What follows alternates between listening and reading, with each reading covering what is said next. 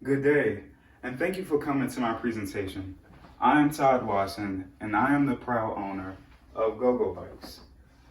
Just to give you some background information on who we are and what we do, I'll just say this. We are a startup company that creates 3D printed carbon fiber bicycles, and up until the third quarter, I've been using my own money to fund this business. Now, the business model does show a lot of promise, and so I am seeking an additional $2.5 million in equity funding in order to execute this business plan. Our mission is to support people in their overall pursuit of happiness by creating fun and customizable products that will not only increase their physical health, but their mental and emotional health as well. Our objectives is to earn customer trust in business every day, to act with integrity with everything we do, treat everyone fairly and value diversity, be accountable for our actions, offer excellent customer service, win as a team, be a good corporate citizen, and to deliver value to all of our stakeholders. So I wanted to speak on our targeted segments on this slide. I have listed them out from highest priority to lowest. And just in case you're wondering, we actually prioritize them from the most profitable brands to the least. Now let's get into the segments and how we targeted each one. Sonics 1 was made to cater to speed, our primary and most profitable target. This brand makes any rider feels like the human rocket that they are, and is the most aerodynamic bike on the market. Climbers with their rugged bike frame and ability to easily handle changes in the incline are geared towards the mountain segment. And even though that the recreation segment isn't as profitable as the first two, we actually created two different brands for it due to the huge demand that it had. Now that we shared the type of products that GoGo Bikes offer, I do want to just go through two different decisions that affected our past market performance. The first thing that we learned when reviewing that is how impactful effective advertisements can be. We were actually extremely excited about the product design and wanted to offer all of the components and benefits within any particular ad. Unfortunately, that same excitement led to a few cluttered advertisements that was so overbearing that we couldn't really sell our products efficiently, and it even contributed to the loss of some of our market shares. However, mistakes are going to happen. They're part of every successful story, and we learned the lesson earlier, which means that it allowed us to create more captivating ads in the next. So the second decision just might be the most cost-effective decision that we made for GoGo Bikes to date, and explains in greater detail why we lost some of our market shares during the transition from quarter 2 to quarter 3.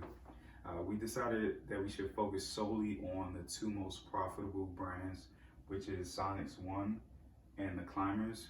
And again, those brands are for the speed and mountain segments, respectively. We didn't really focus on the high demand of the recreation segment, only because we quickly realized that yes, there was value there, but it simply wasn't the moneymaker. By focusing on the smaller but more profitable segments, we were able to generate the most revenue than any other company in the industry in each quarter, and increase our sales revenue by a whopping 344% from quarter 2 to quarter 3. And you can actually see that on the sales revenue column on each table. So I wanted to take some time to expand on our SWOT analysis. As I stated before, the one thing that GoGo Bikes does well is generating profits. Each and every quarter, we are well above our competition when it comes to our cumulative financial performance, which is a great strength to have. However, nothing is ever perfect in the world of business, and we do have a weakness. Since we are still a fairly new company, our reputation has not been built to a respectable and trustworthy level just yet. We've seen slight improvements between the quarters, but we still have a long way to go. Moving on to our opportunities, we can aim for a bigger portion of the recreation's market shares. Even though that the segment isn't a priority for us, we still recognize and respect the size of that section in the industry. So in the near future, we will be creating additional brands to target this audience in hopes of increasing our market shares once again. Now, there has been a growing concern about the durability of the mountain bike frames, which resulted in a decrease of our brand's ratings and an increase of the possibility of an injury while riding it. But please rest assured, we already taken the necessary steps to resolve this issue as quickly as possible. Speaking of taking the necessary steps, I would like to talk about GoGo Bike's investment plan. We are on the right path to soar over the rest of the competitors in the biking industry. And with additional funding, we will finally have that much needed gust of wind that we were waiting for. We will be able to attract customers by designing excellent ads and increasing the frequency of those ads, increase staffing and fixed capacity to keep up with the constant growth of demand, increase sales revenue, and all the while continuing to research and develop better, safer, and more durable products. Our main marketing goal for the next 2 quarters is to redesign our advertisements. As stated before, we were too focused on getting as much information into each promotion as possible and didn't realize how cluttered and convoluted our message was getting. So to rectify this issue, we are planning to cut down some information and only provide the most attractive benefits for each brand in an effort to create clear and easy to read advertisements.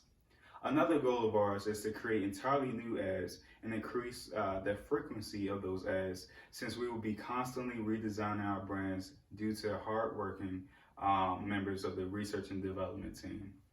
And just a quick side note, I think we have the best research and development team in the industry, and I'll explain why a little later in the presentation, but I just wanted to give credit where it's due.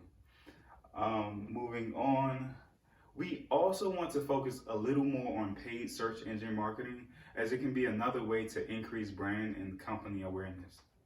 Okay, so let's march ahead and talk about GoGo Bike sales channel strategy. It's simple and can be summed up with one word: more. As a rapidly growing business, it's natural that we're looking to increase staffing and provide more specialized training along the way. We have multiple stores open already in different locations around the world, such as New York, Rio de Janeiro, Amsterdam, and we're actually opening an additional store in Bangalore in the next quarter. By doing this, we will be able to reach and satisfy more customers, resulting in more sales revenue. Our human resource strategy is to treat our employees as family, and that means we have to treat them right.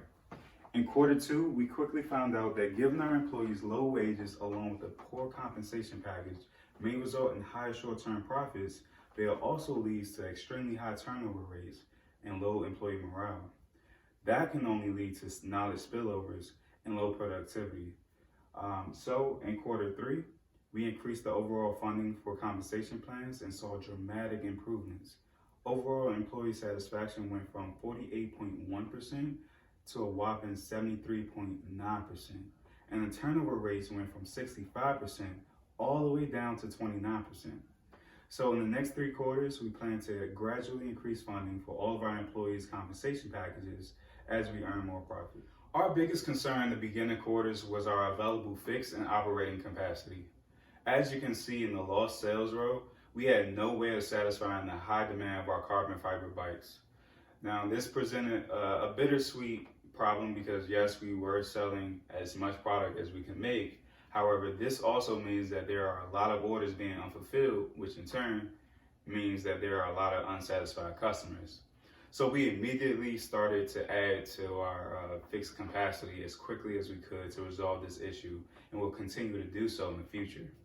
Now, I would like to bring some attention to the decrease of the increasing amount of the addition to fixed capacity row.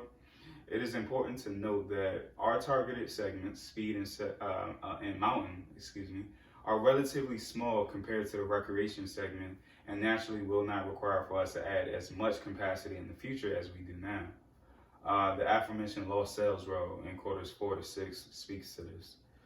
So again, we will continue to add capacity, but we want to be careful and not waste too much money in the access capacity category. Probably the most interesting thing I will cover in this meeting is our financial strategy for GoGo Bikes. It answers the question of why do we need $2.5 million and what are we going to do with it once we get it? So I'll get straight to the point. We pay extremely close attention to consumers' wants and needs, And by all accounts, they agree on one thing, which is that all brands across the industry are decent at best. This presents our opportunity to take control over the industry by redesigning our brands to not only meet our customers' expectations, but to exceed them as well. Now, as stated before, we have the best research and development team, and they are currently working on several projects that will secure our place at the top of the industry for years to come, if we can implement those findings as soon as possible.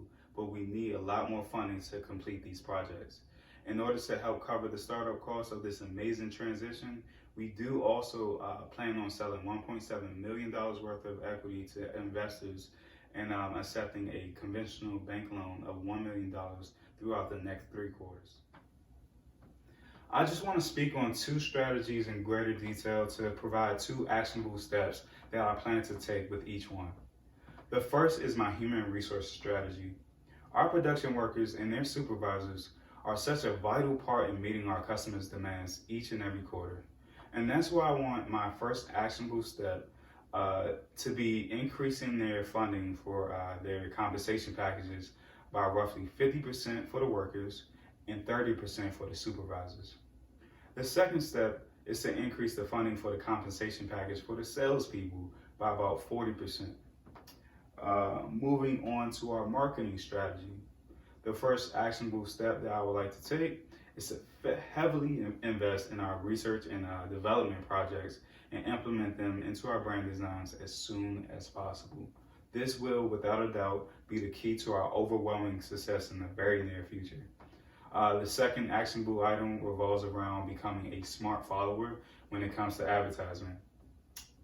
We have the best brands on the market, so all we need to do is imitate some of our competitors' successful advertisement strategies to guarantee an increase in sales. Now, that has been a brief overview of our tactical plan for the next 3 quarters, and if you have any additional questions, please refer to me directly. Thank you.